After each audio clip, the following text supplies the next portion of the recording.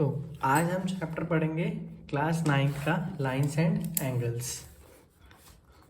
Lines and angles, ठीक है। So lines and angles, lines and angles में सबसे पहले जान लेते हैं कि हम लाइंस और एंगल्स के किस बारे में पढ़ेंगे। तो हाँ बेटा, इसमें हम दो टाइप की लाइंस के बारे में पढ़ेंगे। एक इंटरसेक्टिंग लाइंस, जब दो लाइंस हमारी इंटरसेक्ट करती हैं तो उसको हम बोलते हैं इंटरसेक्टिंग लाइंस, ठीक है। एक हम इंटरसेक्टिंग लाइंस के बारे में पढ़ेंगे और एक हम पैरेलल लाइंस के बारे में पढ़ेंगे, ठीक है। पैरेलल लाइंस की प्रॉपर्टी जानेंगे। जब दो पैरेलल लाइंस को एक लाइन कट करती है तो उस लाइन को हम बोलते हैं ट्रांसवर्सल लाइन। उस लाइन को हम बोलते हैं ट्रांसवर्सल लाइन, ठीक है बेटा।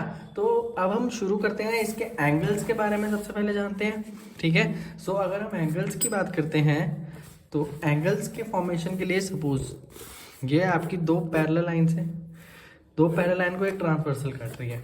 जब दो पैरेलल लाइन को एक ट्रांसवर्सल काटती है तो 1 2 3 4 5 6 7 8 टोटल 8 एंगल्स फॉर्म होते हैं। तो इनकी नेमिंग कर देते हैं, ठीक है। तो इनकी नेमिंग है 1 2 3 4 5 6 7 और 8, ठीक है।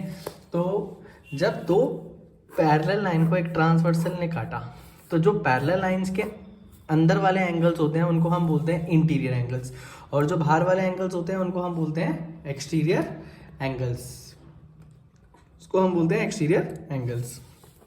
तो बेटा एक्सटीरियर एंगल्स हमारे कौन कौन से होंगे? एक्सटीरियर एंगल्स हमारे होंगे एंगल 1, एंगल 2, एंगल 8 और एंगल 7। ये हमारे एक्सटीरियर एंगल्स हैं। इंटीरियर एंगल्स कौन से होंगे? इंटीरियर एंगल्स आपके हो जाएंगे 4, एंगल 3, एंगल 5 एंड एंगल 6, ठीक है बेटा। अब हमारे एंगल्स की कुछ प्रॉपर्टीज होती है, कौन कौन से एंगल्स इक्वल होते हैं, किन एंगल्स का सम 180 होता है, इसके बारे में जानेंगे अब, ठीक है बेटा। सबसे पहले हम बात करते हैं कॉरस्पॉन्डिंग एंगल्स की। कॉरस्पॉन्डिंग एंगल्स क्या होते हैं बेटा? कॉरस्पॉन्डिंग एंगल्स होते हैं, ठीक है बेटा, देखो ध्यान से। कॉरस्पॉन्डिंग एंगल्स होते हैं जब हमारे दो पैरेलल लाइन को ट्रांसवर्सल काटती है, दोनों अलग अलग पैरेलल लाइन पे, एक बाहर का एंगल एक अंदर का एंगल, एक बाहर का एंगल और एक अंदर का एंगल। तो कॉरस्पॉन्डिंग एंगल्स का पेयर होगा 1 = 5, और कॉरस्पॉन्डिंग एंगल्स जो होते हैं वो आपस में इक्वल भी होते हैं। तो दूसरा पेयर क्या हो जाएगा? अलग अलग पैरेलल लाइन पे एक अंदर का एक बाहर का। तो एंगल 4 = एंगल 8, एंगल 4 = एंगल 8, ठीक है। इसके बाद ऐसे 2 = angle 6 and angle 3 = angle 7। 2 = 6 and 3 = 7, ठीक है। ये हमारे सारे होते हैं कॉरस्पॉन्डिंग एंगल्स, ठीक है। कॉरस्पॉन्डिंग एंगल्स के बाद हम बात करते हैं को इंटीरियर एंगल्स के बारे में।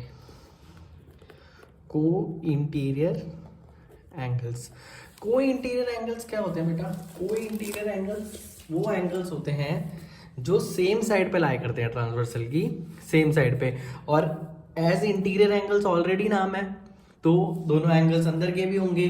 तो जो को इंटीरियर एंगल्स होते हैं ना, वो दोनों एंगल्स मिलके सप्लीमेंट्री एंगल्स फॉर्म करते हैं, यानी कि दोनों एंगल का सम 180 डिग्री होता है। जैसे 4 और 5 ट्रांसवर्सल के सेम साइड पे हैं और दोनों इंटीरियर के भी हैं, तो इन दोनों का सम क्या हो जाएगा? 180 डिग्री। Angle 4 + angle 5 = 180 degree. इसी तरह से 3 और 6 है, इन दोनों का सम भी 180 डिग्री। तो ये दोनों मिलके क्या बना रहे हैं? Supplementary angles. और को इंटीरियर एंगल्स ट्रांसवर्सल से जब एक ही साइड पे हों, दोनों इंटीरियर एंगल्स हों, उनका सम 180 डिग्री हो जाता है, ठीक है। चलो आगे बढ़ते हैं। इसके बाद हम आगे बढ़ते हैं ऑल्टरनेट एंगल्स की तरफ। ऑल्टरनेट एंगल्स दो तरीके के होते हैं, एक होता है इंटीरियर और एक होता है एक्सटीरियर। बेटा जैसे नाम से पता चल रहा है इंटीरियर मतलब अंदर के, एक्सटीरियर मतलब बाहर के। ऑल्टरनेट एंगल्स जो होते हैं, अगर आप फिगर को देखें, ठीक है, ऑल्टरनेट एंगल्स ट्रांसवर्सल के अपोजिट साइड के एंगल, एक इधर का और एक इधर का, दोनों अलग अलग पैरेलल लाइन पे होने चाहिए। या तो दोनों बाहर के हों या दोनों अंदर के हों। जो हमारे दोनों बाहर के एंगल होते हैं वो होते हैं ऑल्टरनेट एक्सटीरियर, और जो अंदर के होते हैं वो होते हैं ऑल्टरनेट इंटीरियर। ठीक है बेटा, ऑल्टरनेट एक्सटीरियर और ऑल्टरनेट इंटीरियर, बट ट्रांसवर्सल के दोनों साइड पे, एक इस साइड पे और एक इस साइड पे। तो सबसे पहले हम बात करते हैं ऑल्टरनेट इंटीरियर एंगल्स की। तो ऑल्टरनेट इंटीरियर एंगल्स के पेयर क्या हो जाएंगे? 4, 6, 3 एंड 5। तो हम इसको लिख लेते हैं, फिगर आप अपने पास बना के रखना। एंगल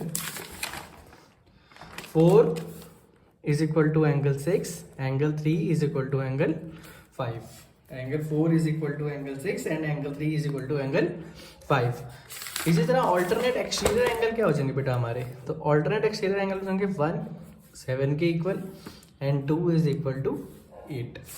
1 7 के equal and 2 is equal to angle 8। ठीक है बेटा। अब इसके बाद बात करते हैं वर्टिकली अपोजिट एंगल्स की। बेटा वर्टिकली अपोजिट एंगल्स के लिए हमें पैरेलल लाइंस की जरूरत नहीं होती, सिर्फ हमें दो इंटरसेक्टिंग लाइंस की जरूरत होती है, दो इंटरसेक्टिंग लाइंस। ठीक है, दो इंटरसेक्टिंग लाइंस। इसमें जो अपोजिट एंगल्स होते हैं ये होते हैं वर्टिकली अपोजिट एंगल्स। जो अपोजिट एंगल्स होते हैं ये हमारे होते हैं वर्टिकली अपोजिट एंगल्स, और ये आपस में इक्वल होते हैं। वर्टिकली अपोजिट एंगल्स, और ये हमारे आपस में क्या होते हैं? इक्वल होते हैं। ठीक है बेटा, उसके बाद आगे बढ़ते हैं। Linear pair. लीनियर पेयर क्या होता है? जब एक लाइन पे हमारे एंगल्स फॉर्म होते हैं, जब एक लाइन पे हमारे एंगल्स फॉर्म होते हैं उसको हम बोलते हैं लीनियर पेयर। सपोज अगर दो हैं, एक ये वाला और एक ये वाला, यानी कि 1 और 2, ये दोनों मिलके सेमी सर्कल भी फॉर्म कर रहे हैं, हमेशा लीनियर पेयर जो है सेमी सर्कल फॉर्म करेगा। ठीक है, इन दोनों का सम जो होगा ये हमेशा 180 डिग्री होगा। सपोज अगर यहाँ पर एक एंगल और आ जाता है तो आपका बीच वाला एंगल हो गया 2 एंड ये वाला एंगल हो गया 3, तो इन तीनों का सम भी क्या होगा? 180 डिग्री। ठीक है, ये सारी की सारी प्रॉपर्टीज हैं जो हमारी एक्सरसाइज में यूज होंगी। ठीक है, इसके बाद एक कॉम्प्लीमेंट्री एंगल्स और सप्लीमेंट्री एंगल्स आता है। ठीक है, कॉम्प्लीमेंट्री एंगल्स होते हैं ऐसे दो एंगल्स जिनका सम 90 डिग्री होता है, वो कॉम्प्लीमेंट्री एंगल्स होते हैं।